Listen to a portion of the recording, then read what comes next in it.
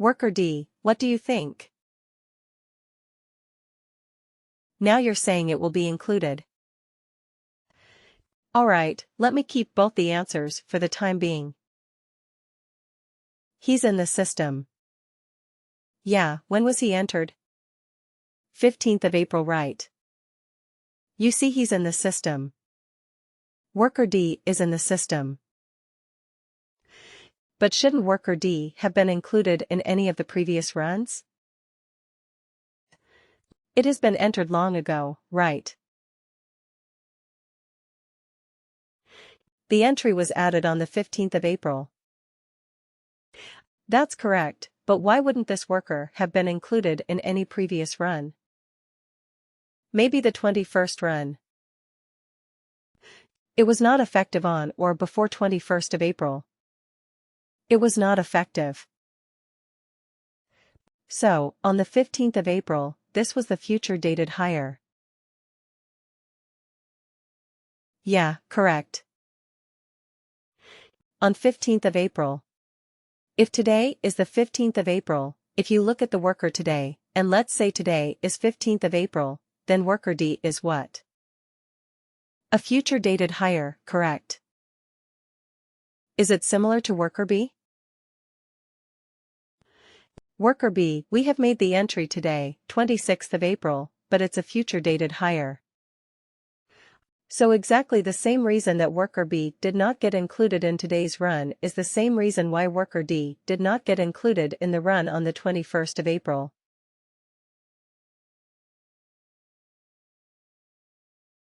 Correct.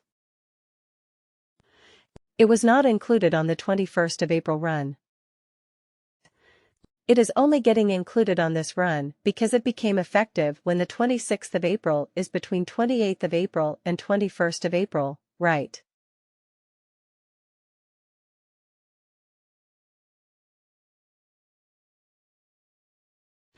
Effective date, comparisons between this date and this date.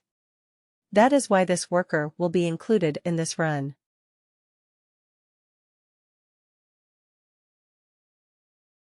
These are launch parameters. These are parameters that we will enter when we launch the integration.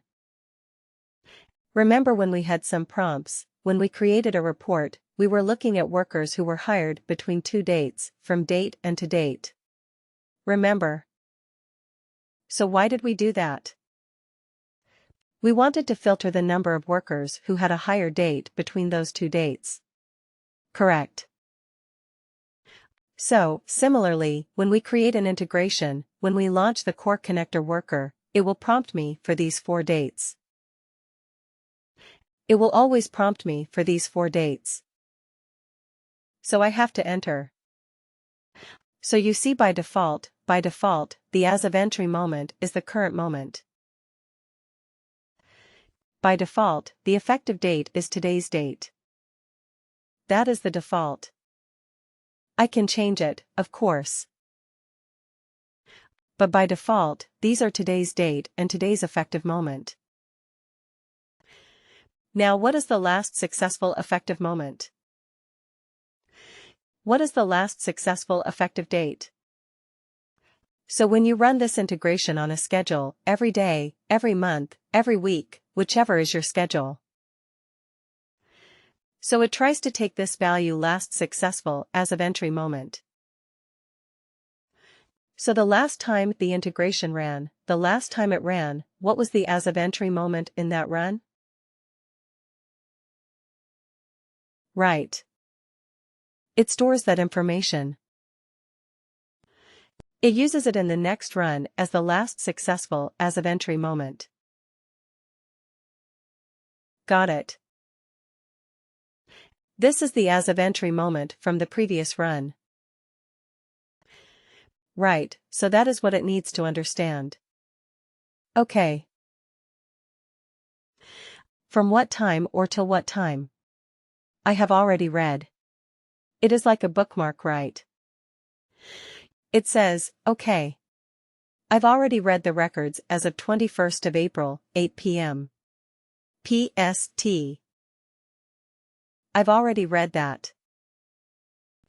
I've already.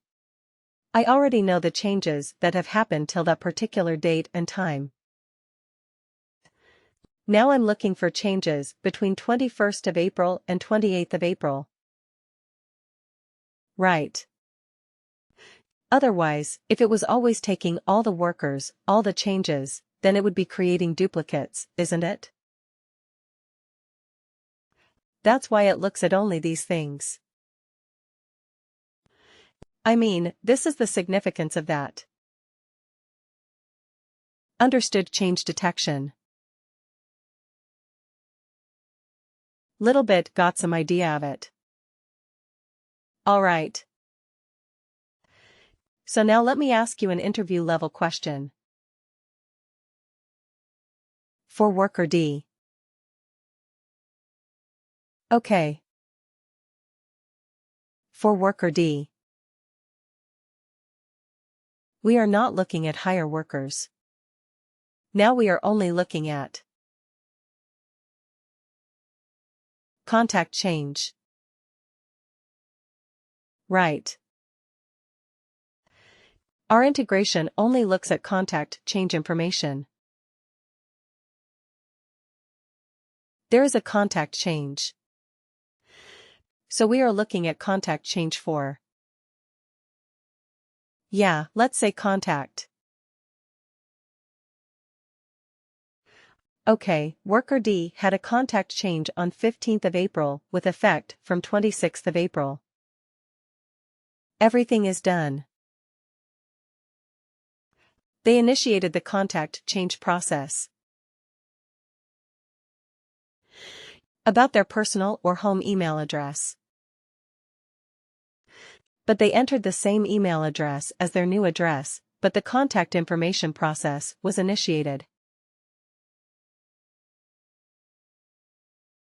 The worker entered the new home email. Clicked on OK Submit. It went for approval. The process completed successfully. So there was an entry in the transaction log saying that the worker D had a contact change.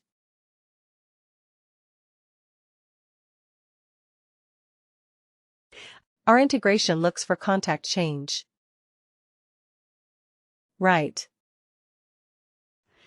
And this is the entry date. Effective date.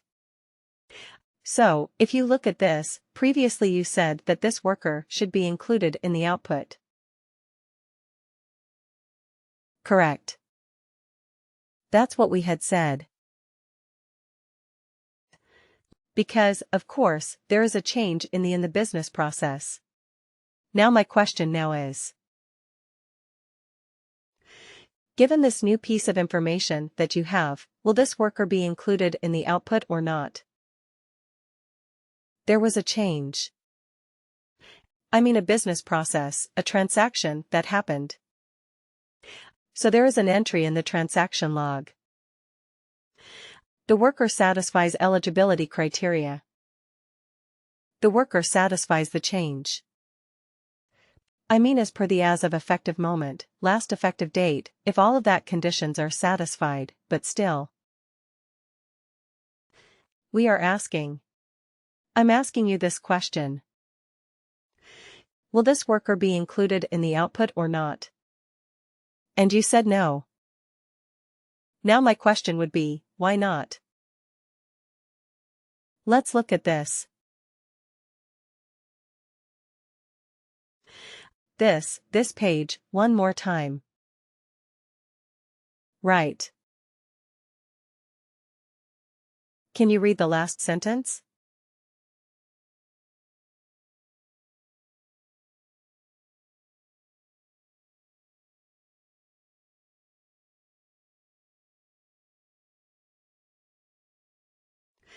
If the worker has any changes in field values.